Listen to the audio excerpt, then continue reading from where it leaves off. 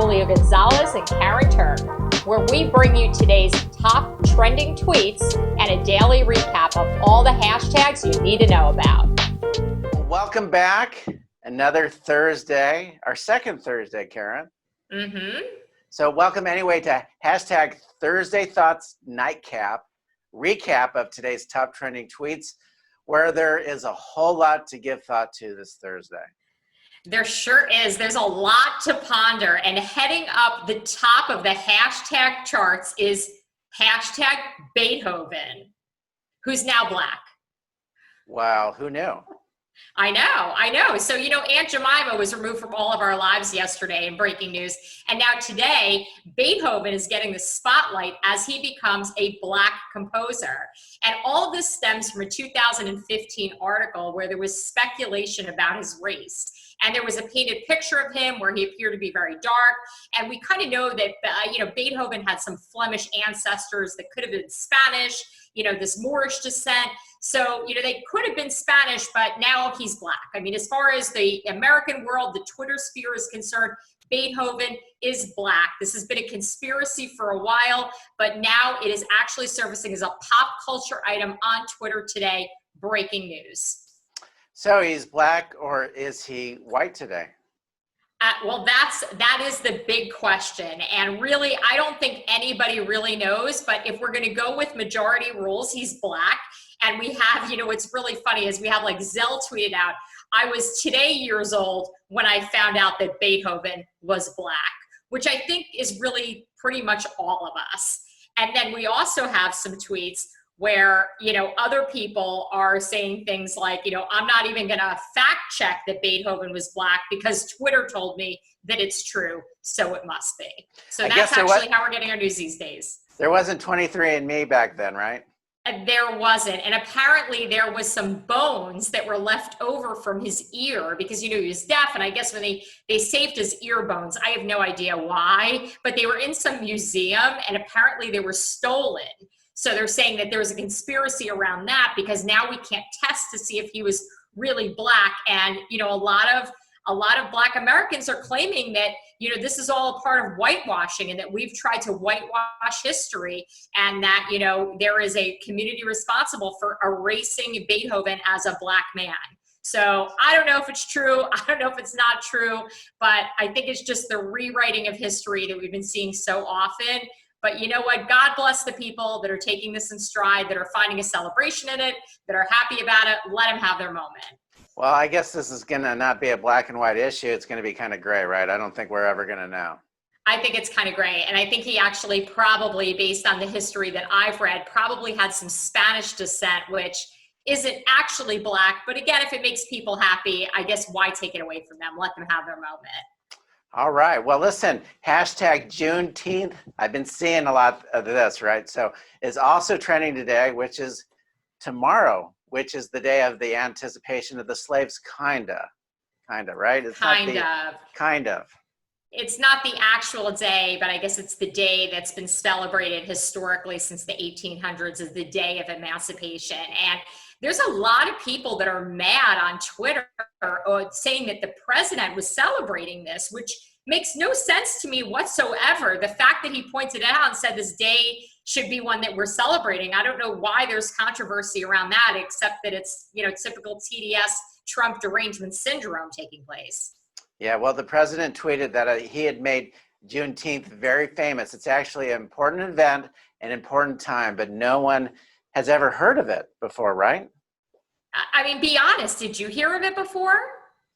No, I didn't hear about it before because it's not the same date as, as when Lincoln signed the bill. But, obviously it moved to Texas. Texas was like the last state that freed the final state to get on board. And I think it coincides with that date with Texas.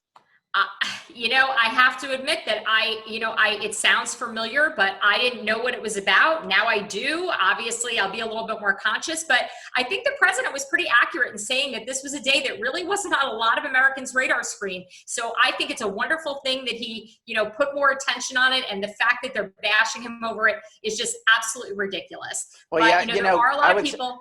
I would say this, Karyn, the governor said yesterday of Virginia that he was going to make it a state holiday for government offices. So tomorrow, everyone in the government in the state of Virginia will have that day off because he declared it a national holiday for that state. Yeah, I'm all for holidays. I'm all for celebrating history. So, you don't want to take any of that away. But, I think it was great that the president drew attention, but a lot of people aren't happy about it. And, Keith Boykin responded to the tweet, that president's tweet, saying, quote, Black people have actually been celebrating Juneteenth since 1865, but Trump is trying to take credit. Well, just not the case, right? I mean, like you said, this is a recent phenomenon, really a phenomenon of this week, right? I know. I think God bless President Trump for bringing attention to it, and he should be getting the credit for bringing more attention to it. And I don't think that he's looking to take anything away from anyone. I think he's looking to elevate the narrative that we're one united country, and he should be celebrated for that. All right, so another top trending tweet is hashtag Shuffles the Clown. It's just another illustration of how mean people are on Twitter. And it's just another slam at the president. And again, a lot of it is a response to this Juneteenth dialogue and all of this racial dialogue that's going and taking place on Twitter right now. It's just crazy. And it's been, every topic that we're covering on here. I hate to say that most of the top trending items have to do with race. Well, no surprise this week, right? No surprise at all. Are you afraid of clowns, Karyn? I am afraid of clowns. I don't really like clowns. All right, yeah, me, well, it depends on the day. All right, listen, next we have hashtag Gator Babe. What's this all about, Karyn? What is this all about? Gator Babe. Gator Babe is actually the song at the University of Florida. It is their rally song, their football cry, and Gator Babe is now considered racist, and this has now also been eliminated. So the University of Florida Gator Babe chant is gone. Well, how come? What is racist about it? I guess what they're saying is that, the school actually has kind of a racist history. There was a president of the school, Stephen O'Connell, and I did some research on the school back in the day, who actually opposed the desegregation of schools in Florida. He was a very connected Democrat. And so the school does have some dicey history around race, but this Gator Babe thing actually stems back to the fact that they're saying that Gator Babe means Black babies. And I don't even know where anybody came up with this.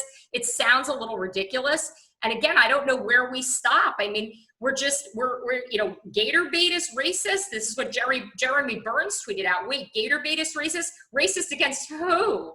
Do alligators only eat Black people? Do they discriminate?